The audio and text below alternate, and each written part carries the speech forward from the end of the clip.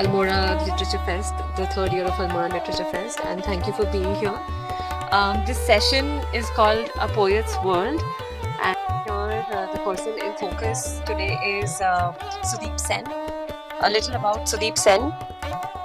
Sudeep Sen is one of India's leading international poets, celebrated for his award winning collections such as Postmarked India, which was published by HarperCollins, Aria, Fractals, Aerotext, and Anthropocene, which is a Rabindranath Tagore Literary Prize. His acclaimed anthologies include the HarperCollins Book of English Poetry and Modern English Poetry by Younger Indians, which also was published by Sahitya Academy. He is a recipient of the Government of India's Senior Fellowship for Literature. Sen is the first Asian to deliver the prestigious Derek Walcott Lecture and to read at the Nobel Laureate Festival. His visual art and photography are also exhibited internationally. Sugandha has her own spoken word poetry group that has done over 300 shows across India. At the same stage, I've read some of your early works, which actually really inspired me as a poet when I was in college. Um, COVID fog, sort of restricts me from remembering them exactly, but I remember them having a big impact. I would like to start at the beginning. Because there is a lot of young people who are inspired to write here, and a lot of us don't know how to go about it. So, could you tell us about your journey as a poet to start with? Thank you for braving the cold terrace. I know some of you are here because you have to, or if you are compelled to because we were sitting and having chai together. And the others are organizers who feel very sheepish that there should be some people here. Either way, I'm very happy that you guys made it here. What makes you write poetry? I think the thing to do is just turn around and look at the piche, not me. That is good enough for you to get going. The skyline, the trees, the clouds, and how we destroy things. And poetry, what do? We archive, we keep things that are memorable for others to read. We also act as activists. So if you were there in the morning for the water session, I was a misnomer there because there were scientists and activists and so on and so forth. And just because I've written a lot on water and ecology and so on, I was asked to be there. And I was very pleased because science and the humanities and the arts are not divorced. So to be a good writer, to be a good poet, you really have to be interested in everything, not just yourself. That's a lot of young poets I tutor or I hear. They're just interested in themselves and not their own friends' poetry either, which is very shocking because you have to read other people's work before you become a writer. So my poetry writing was accidental. I was a Dilli Wala Bengali diasporic Delhi person, did science, light and physics were my subjects which I wanted to pursue, partly because I was interested in it and partly because I think my parents thought English par ki kya hoga usko. At that time, the professorships and teachers weren't well paid. They were really poorly paid. But in any case, I did English like you from across the road, the college. Yeah, just to give a bit of reference to our audience. So, St. Stephen's and Hindu College have a very fake rivalry, I would like to say. There is no fake rivalry. It's what Surya Kumar just said for the ODIs. 11-0 is not like rivalry. But we like to call each other college across the road. And I would like to admit that Hindu College has much better food, even though they call theirs a cafe and we call ours a cafeteria. I'll admit that you still, till today, have much better food there. And she's clearly not left the accent which she picked up in the cafe. Good. In the cafeteria. So to tell you very practically, if I were to tell you if someone is interested in writing poetry, don't. You'll never make a living as a writer. It's a very, very solitary thing to do. You just have to be either the DNA has to be off, which mine is, or you have to be peculiarly passionate about things. And things could be anything. It could be single malt, it could be a cigar, it could be cricket, it could be birds, the bees, anything. But you just have to be passionate and you need to dive deep. And the other thing, of course, is I was not good at anything else except as a Bengali, I could pass exams with flying colors. So I would be useless with business, with so that's really how it started. I mean, the other thing is, of course, I grew up in a very typical Bengali family where we are at least quadrilingual in the Urdu, Bangla, English. So English is just one of my mother tongues. I translate from Urdu and Bangla as well, and Hindi as well. So it was a very holistic upbringing, a very, very mad household where very rightly the other said the argumentative Indians, that's the Bengalis. Uh, there'd be more arguments and a lot of hugging over food and alcohol, but that's much later in the evening. But dissent was something that was encouraged. Scholarship was something that was encouraged. Thinking obliquely was encouraged even more. So all that put together, can you imagine a science person making a living writing poetry? Rather peculiar. But you just have to be, I suppose, not driven, but obsessed in a kind of nice way, where you just have to do it right and properly.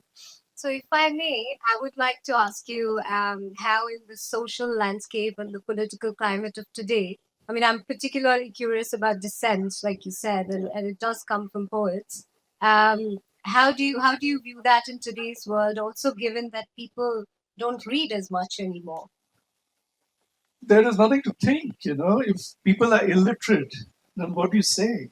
You know, how can you even think if you haven't read? I mean, see, we do our thing because we don't know what else to do. We're not really there to please other people or readers. I'm just surprised that people read my poetry or read my essays or whatever else I do.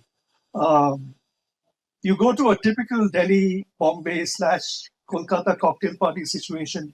I don't say I'm a poet or a writer because it'll be a conversation stopper. अच्छा आप और क्या करते हैं? मतलब, do you have a job? You have something else? If I just say that I write poetry and that's what I do, so it's not legit at all. Dissent comes much later. So in these conversations, when people talk about books, oh, have you read this book? And so you sort of pause and think, yeah, I read that book.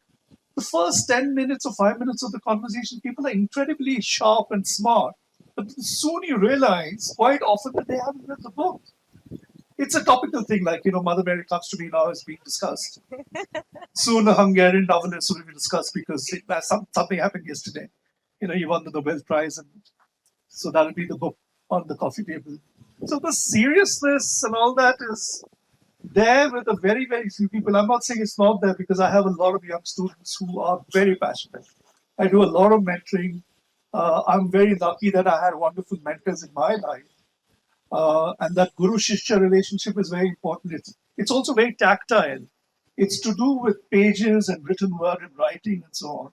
And that sort of connection is very important. So dissent is very important only if you can back up the dissent, not just a like or a dislike on Facebook because that's meaningless, or signing some political treatise and not really having read what you're signing about. So Right. yeah, I mean, I don't want to sound negative, but that's the reality. I mean, I'm just surprised that this place is filling up because English poetry, my God, how many people are interested in such things?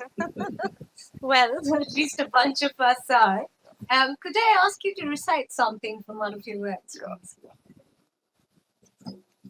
So this is an oldish poem. I wrote it. Well, it doesn't need any background because I don't think there are any Goras in the audience, are there? Because for them you have to sort of dilute the dal ka lentil is this and that, and dal and boiled stuff. This is simply called Kargil. The context is Kargil, post-war. And it opens with an epigraph from one of my mentors. His name is Derek Walcott. And he wrote a book-length poem called The Chirpoller's Hound. One poem spanning 300 pages. That's a serious poet. Happened to win the Nobel Prize in 1992, I think. So this is a little quote from him. Our street of smoke and fences, gutters gorged with weed and retail, scorching iron grooves of rusted galvanize, a dialect forged from burning asphalt, and a sky that moves with thunderhead cumuli, grumbling with rain. 10 years on, I came searching for war signs of the past. The backstory of this poem is my son was very, very young when I wrote this piece.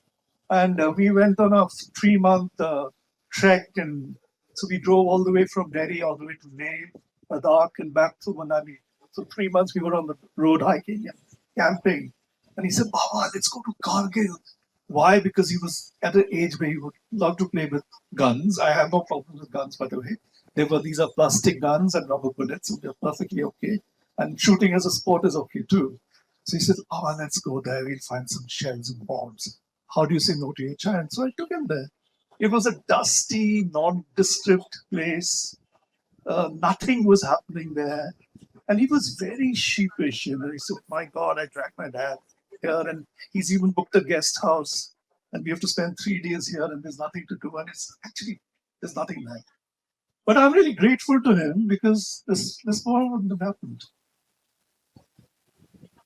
10 years on, I came searching for war signs of the past, expecting remnants, magazine debris, unexploded shells, shrapnels that mark bomb holes. I came looking for ghosts, people passed, skeletons charred, abandoned brick, wood, cement that once housed them.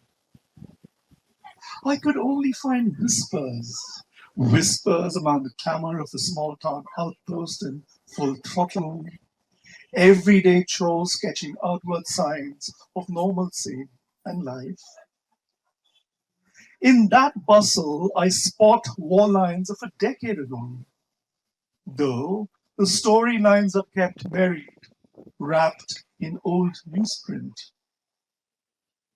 There's order amid uneasiness, the muezzins cry, the monks chant, baritones merging in their separateness. At the bus station, black coughs of exhaust, smoke screen everything.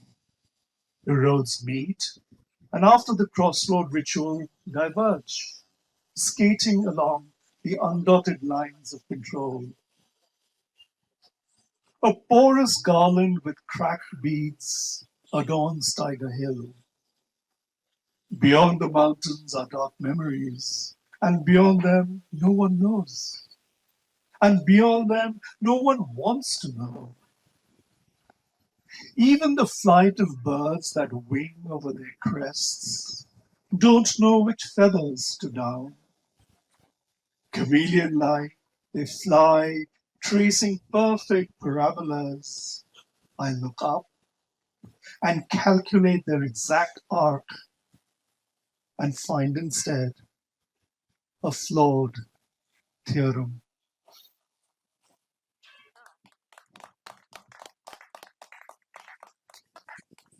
Could you, to the less educated amongst us, including me, sorry, the last line really caught me. Yeah, flawed theorem. Yeah. Could you explain that to me?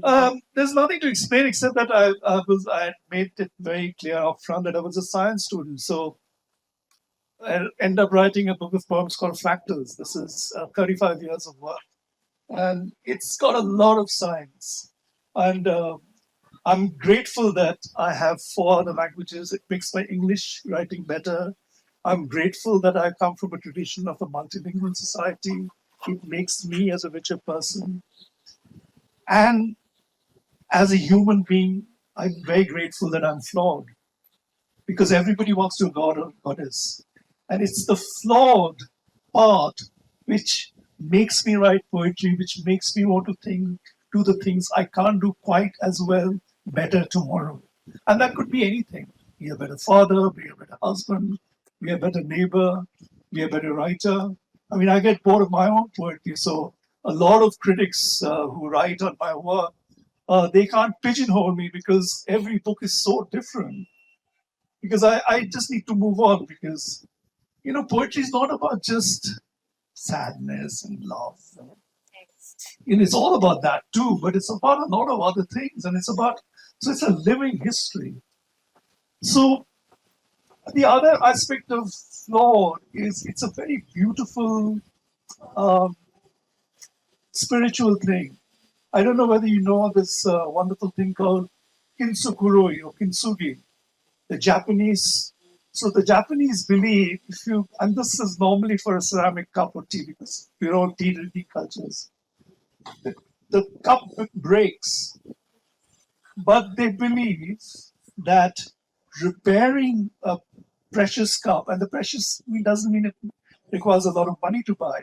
Precious is because it might be part of a memory, it might be part of the family, it might be something that you desire to keep as a talisman.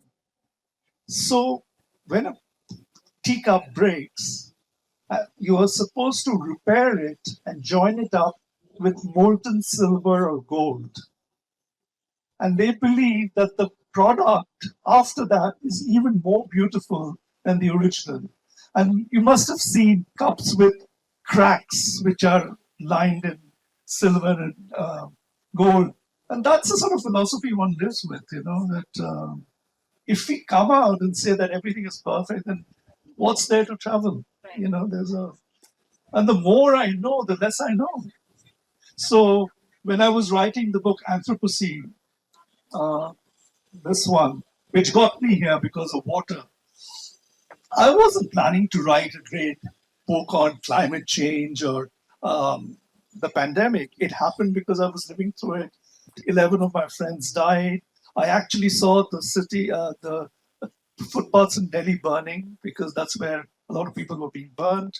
I've heard the horrors from my grandparents about partition and so on, but I feel very privileged growing up in an independent India where we are very taken care of in many ways. So I haven't seen any kind of horror there. This is the first time I saw this. My friend's mother died, and we couldn't bury her because there was no space, you know, uh, and so on and so forth. So it's all this, the flawed theorem. It's an oxymoron, isn't it? A theorem is a perfectly solved equation. And to juxtapose flawed with it will throw up a lot of thinking. Just as I think in the first session, there was Sati Savitri or Sati Savitri, two completely different women with different feistinesses, both incredibly strong and attractive in their own way. But they mean different things, but it's misused wrongly as a phrase. So the flawed theorem. Actually, since you asked me how poetry comes, actually what really happened was the flawed theorem came to me. And the poem kind of happened because my son was feeling so sheepish that I was pretending that I'm writing something. And, I wrote the poem. I was taking notes while I was in Cargill. So So, that's so how do different landscapes speak to you? Because you wrote about Cargill.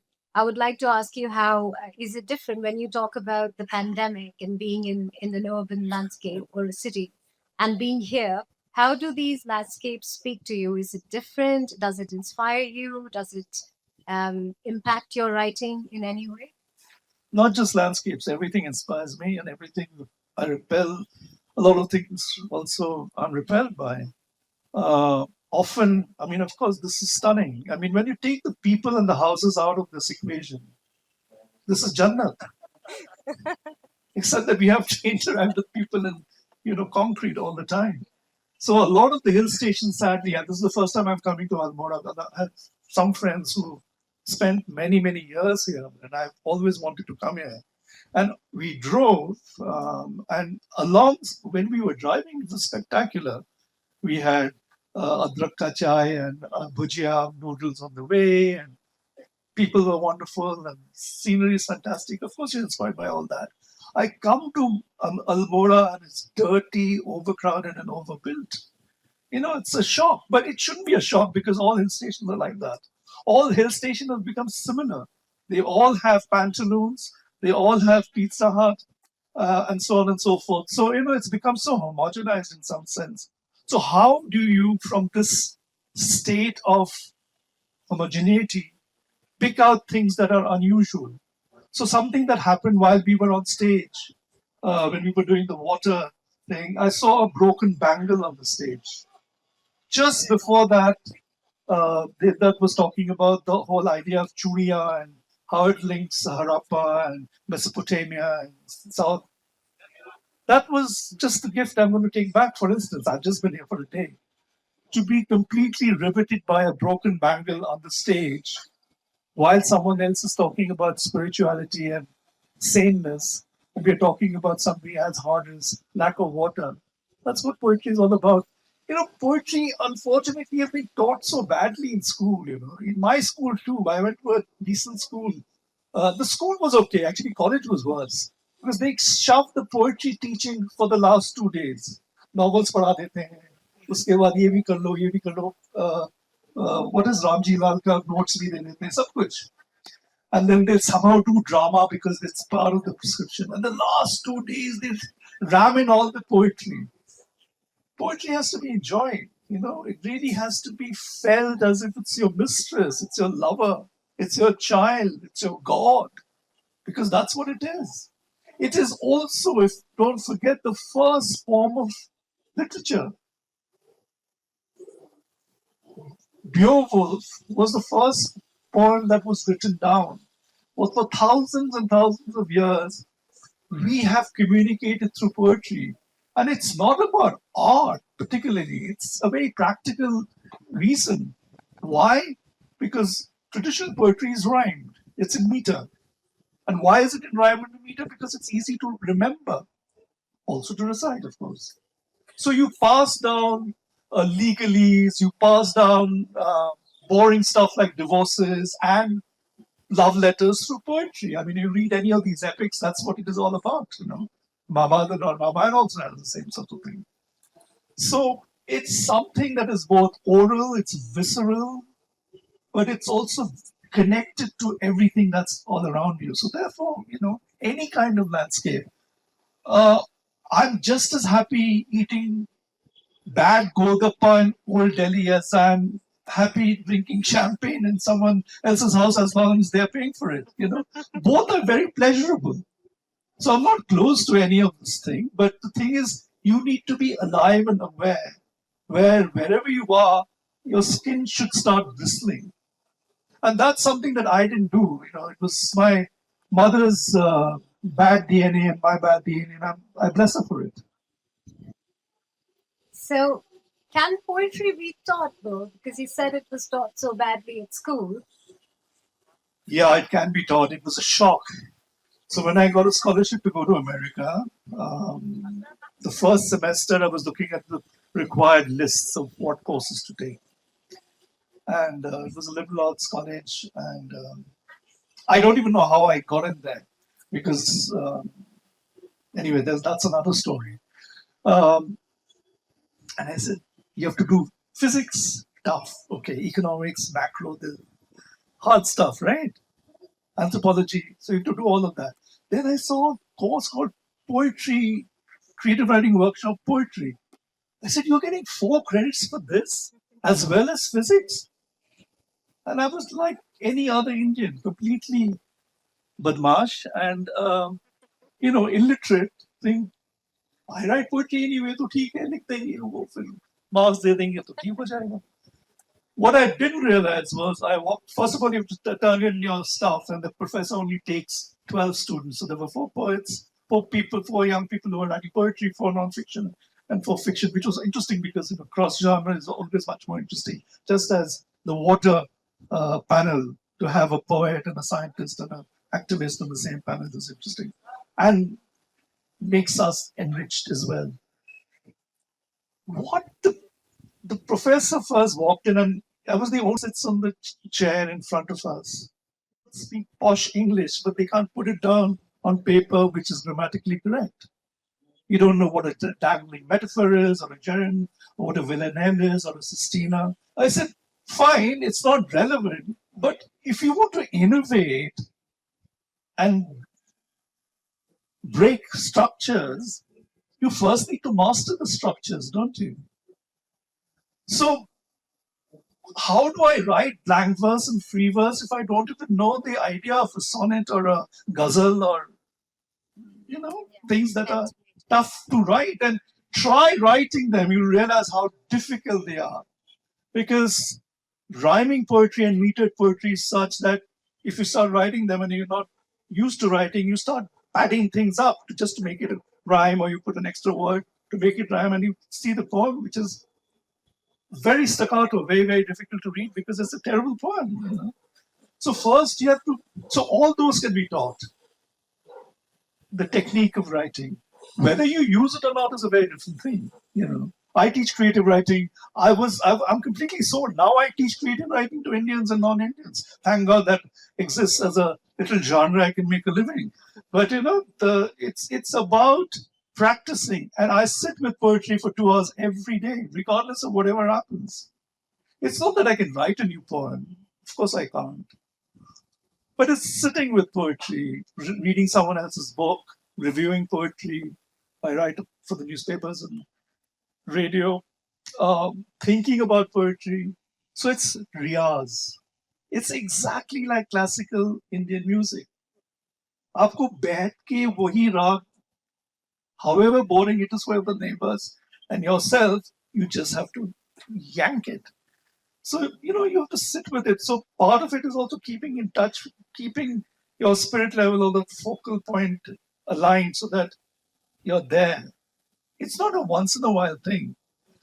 That's why I say that, it's not something that people should be doing. I much rather say just don't do it.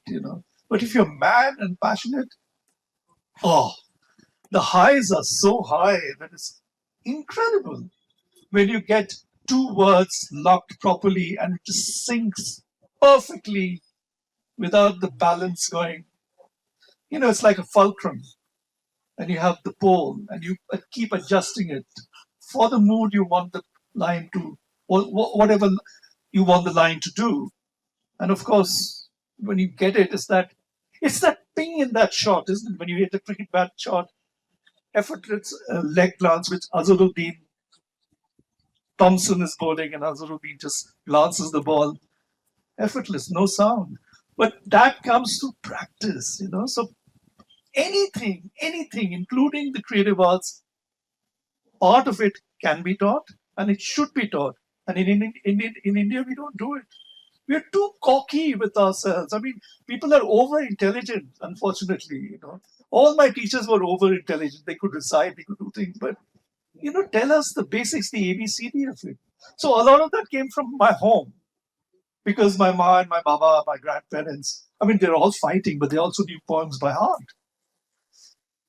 Urdu poetry, Bengali poetry, English poetry, of course, they knew a lot. So I learned my Shakespeare's and Keats, and not in college, but at home, I mean, in a random fashion. My sense of rhyme and meter and technicality came because I used to sit with my mother when she would do her puja and she would chant the prayers. I wasn't interested in the prayers. I was only interested in the two sweets I'm going to get at the end. But I sat, and that sitting made me realize how words have their own sense of musicality and a whole set of notations because of that chanting.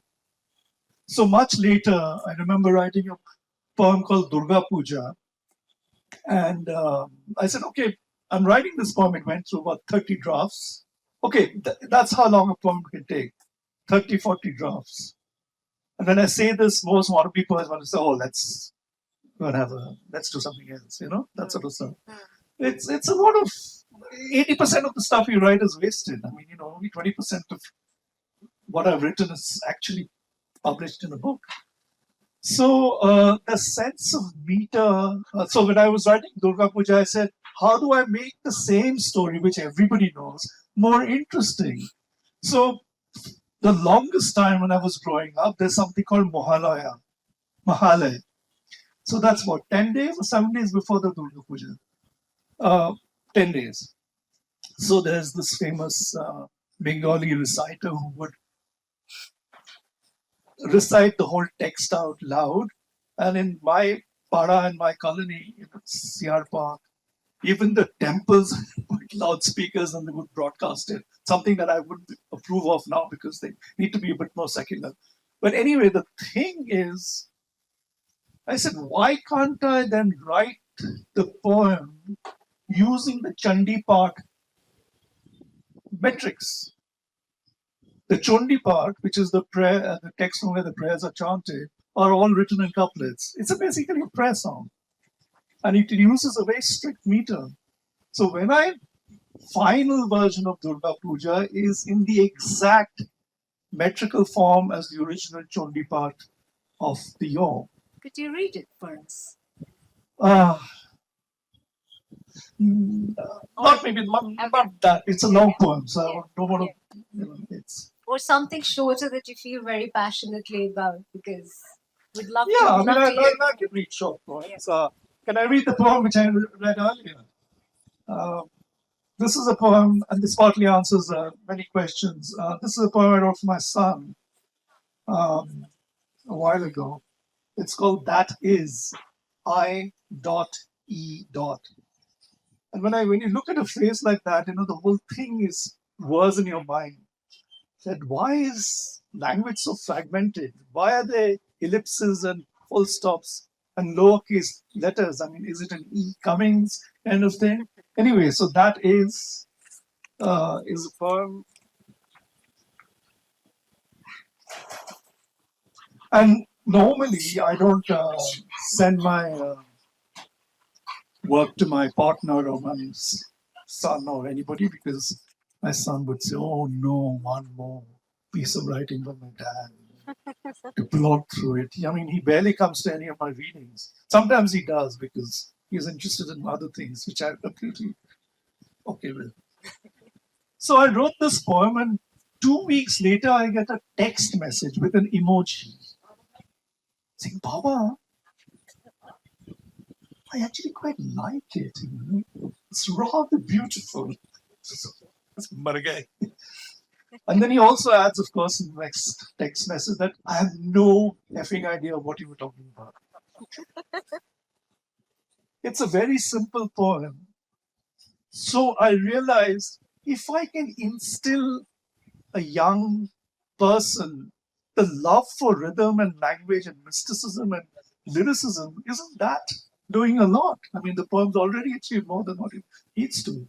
All the erudition and declamation and analysis come. There's time for it, That can come later. That's why we go to school and college. But the first infection, the bug, has to be caught. It's like COVID. Without having COVID, you wouldn't know what life is all about. Anyway, that is, and it's for Arya. And his name is spelled Aria. And if he's in the audience, he would have run away right now. Or beat me up and not give me a drink at the end. That is. That is because you hear the sound of a lone rustling leaf. You hear the sea. That is because I consider the sea silent. You hear its silence in my studio.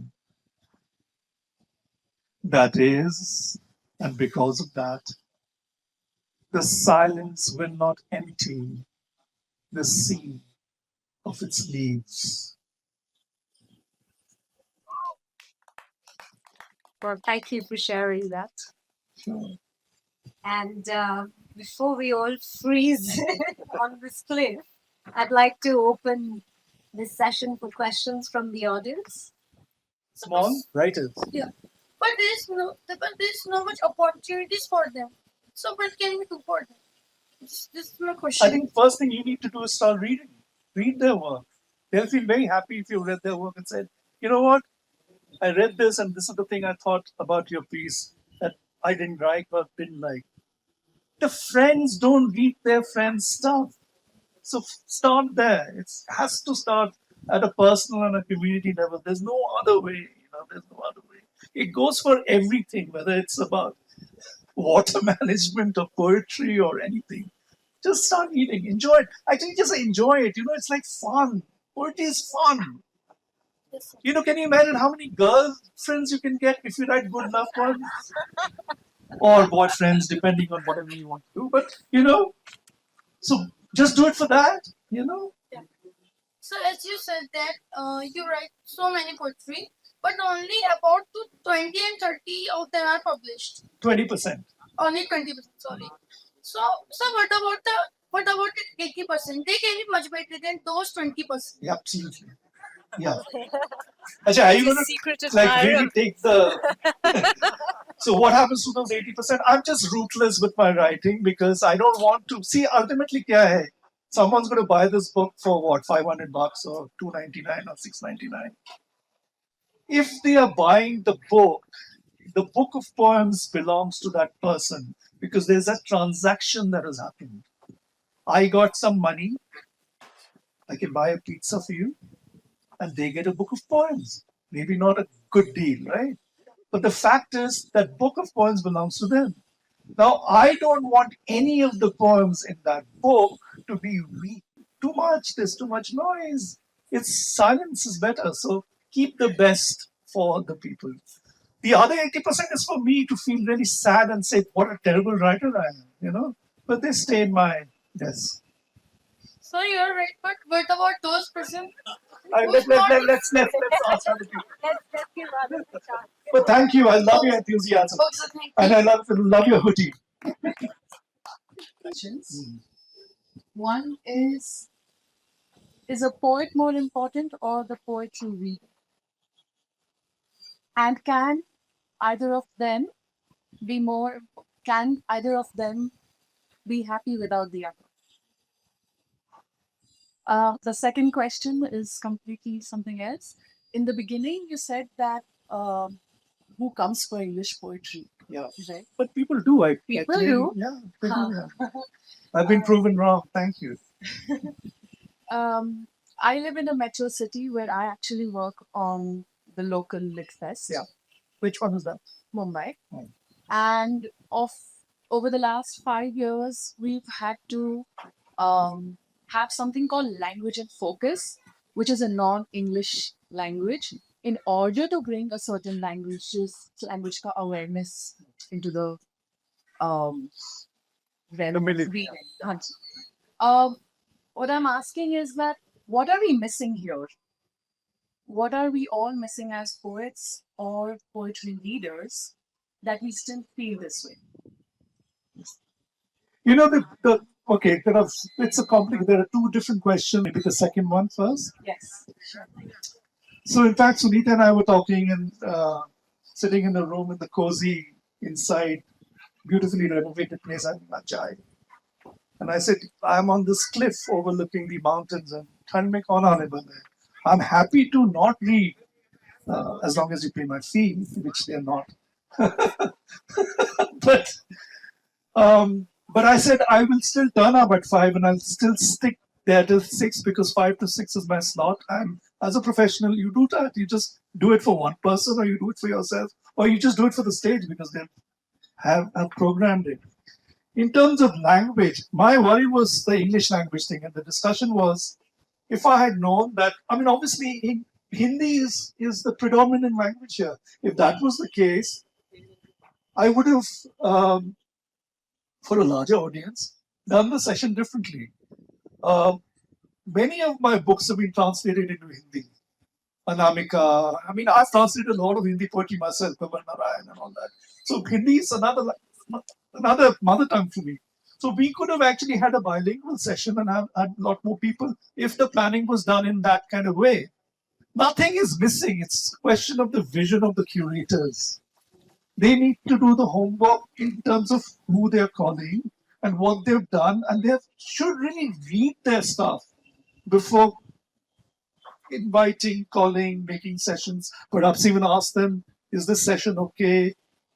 Would you like a moderator? would you not like a moderator?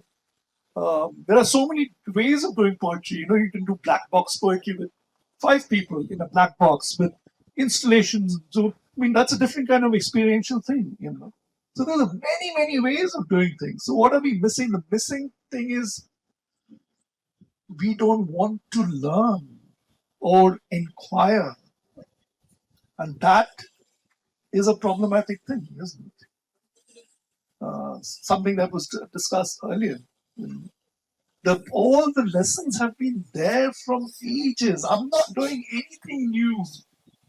I'm just doing it for people in my generation who happen to be living with me right now because others have died and then the others haven't come.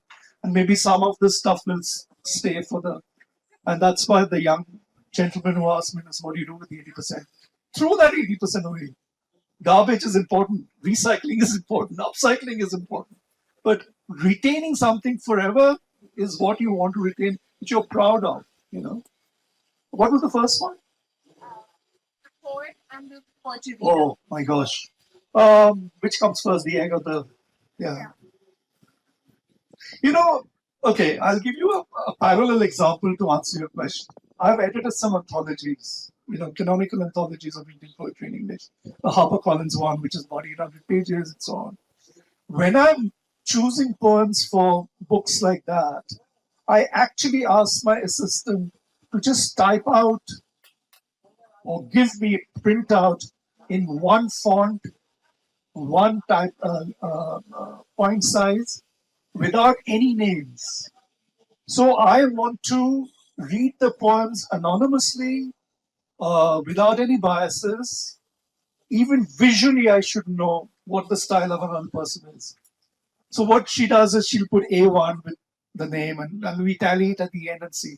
And of course, what happens at the end is many of the big people are not there.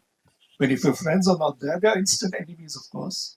I mean, poetry world is rife with jealousies and pettinesses. But to me, what is important? The poem is important, not the personality. The language is important, not the politics. The politics is only important if the politics can do something good to bring change, to make us better or make the environment better. Then the politics is important. So ultimately, it's just that basic unadorned text that's important. And you know what? Every reader is much more intelligent than you think they are. They bring in so much analysis and interpretation to each poem. Every time I meet a different person who's read my work, they've thought of the poem in a different way, and that gives me joy because that's exactly what it's supposed to do. My poem, the way I wrote it, is just one point of view, but it should be such that it's plasmate, it's hydra-headed, so that you can pick on any of the tentacles and latch on to anything and you can still get something. But for all that to happen, you have to work your butt off to make the poem tight. Grammar should be correct. Just because you're writing poetry doesn't mean syntax goes out of the window. You use exactly the same grammar rules as you use to write a novel. So, it's the hardest form to write. And you'll never make money. So, if you're doing it, you're just doing it because you're obsessed. And that's a good thing. Any more other questions? Thank you so much, Mr. Sen, for coming to this. Just say Sudeep. Okay. There's no hierarchy. I should be sitting there with you. That's all right. Yeah, this is very good. Thank you.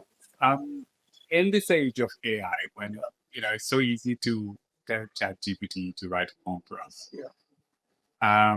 My feel is for the younger generation, it's a different thing talking about your generation, but youngsters who are. I'm your generation, man. Why do you make me so old? No, I mean younger ones who are much younger than us. Talk about yourself. Yes. So, with this, because you grew up learning all of it at home in school.